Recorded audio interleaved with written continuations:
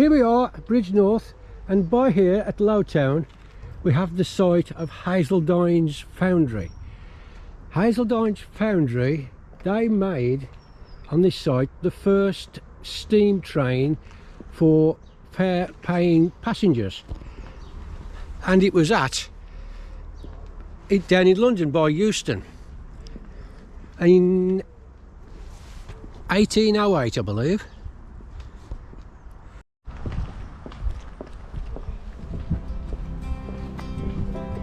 These houses are usually underwater in the spring, aren't they, Chris? Yes. The river comes right up, and these houses are very often flooded. Here's the bridge at Bridgnorth.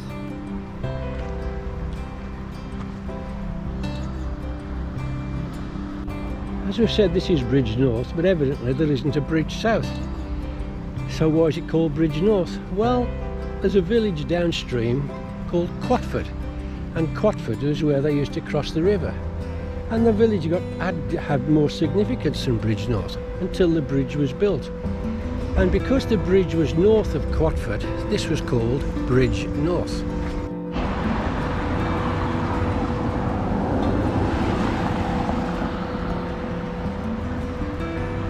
Bridgnorth, as we've said before, it's on two levels.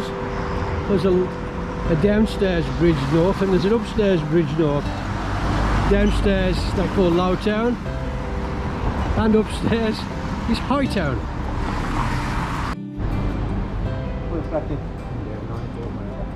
As we pass from Lowtown to Hightown, we're walking up a street called the Cartway, which is very steep, and in front of us you can see Bishop Percy's house. Bishop Percy became a bishop somewhere in Ireland. I'd have to check where it was. One of Bridgnorth's most famous sons was Sir Francis Moore. Well, let me just check his dates. Francis Moore, he started Old Moore's Almanac. He lived from 1657 to 1715. And he was part of King Charles II's court.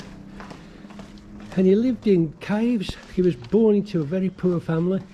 He was a pauper, and he was self-taught. And Old Moore's Almanac, traditionally, which is still produced now, predicted the weather and fortunes, astronomy or astrology. Which one is it? So, having walked up the Cartway, we're now in Hightown.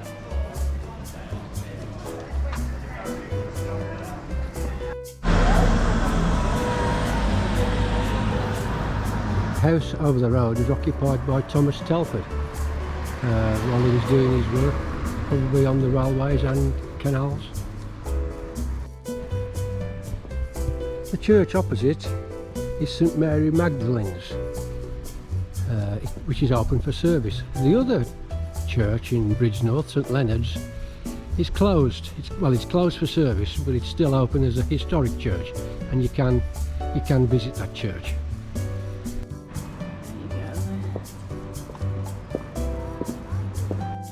Here we see the ruins of Bridgnorth Castle.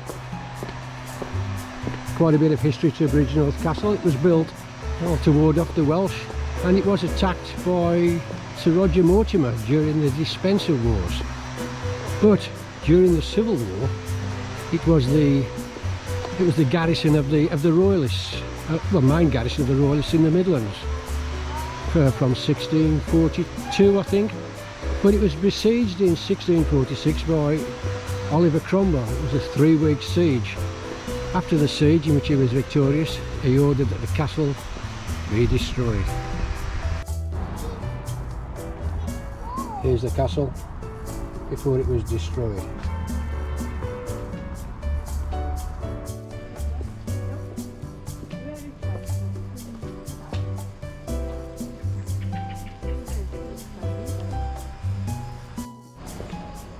He made a good job of blowing it up, didn't he, old Oliver?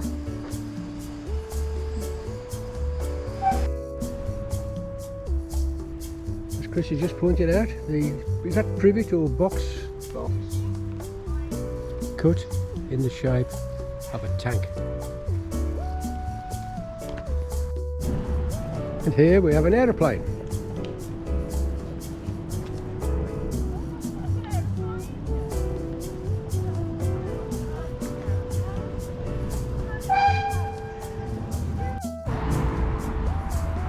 We have a good view here of Bridgnorth railway station. The station was closed to passenger traffic in 1965 on the beaching plan. It reopened in, I need to check, as a historic railway.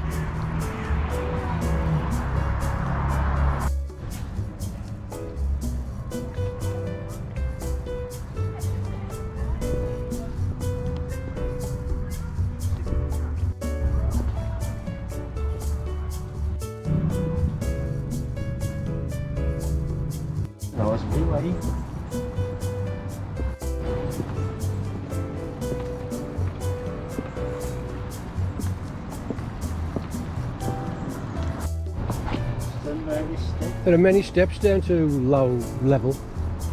This is just one of them.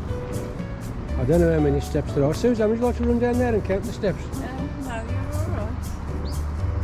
alright. I've just been reliably informed that St Mary's Magdalene's Church was used as an ammunition store for Charles I and II during the Civil War.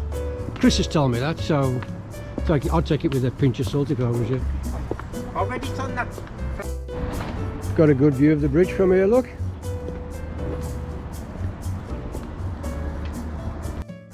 And if you don't want to use all of the steps that we've just pointed out, you can use this funicular railway. It's the only funicular railway that's inland. All the others in Great Britain are by the coast. And this is also the steepest. And it's about 100 years old.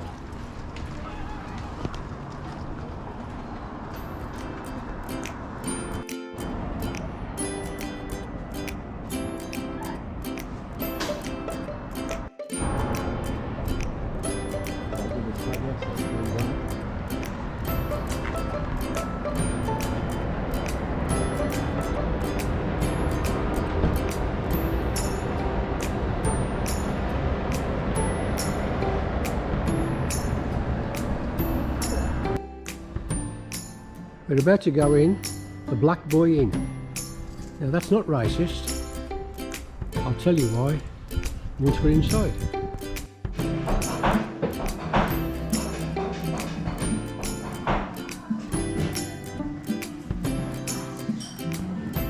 But this pub, it isn't racist at all. It's because Charles II, which named after, had got a dark, swarthy appearance.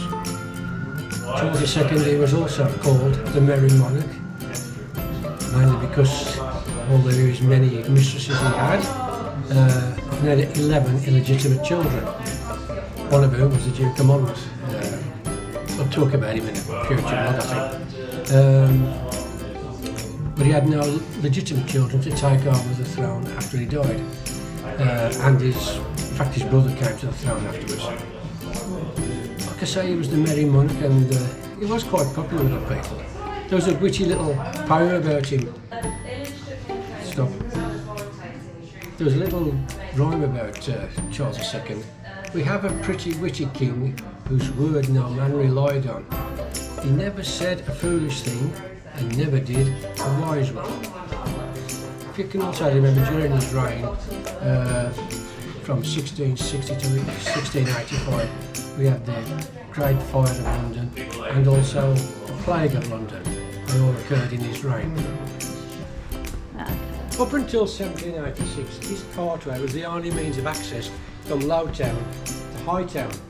And this cartway was full of public houses and brothels. And this Black Boy, which has been licensed since 1790, is the only pub that remains.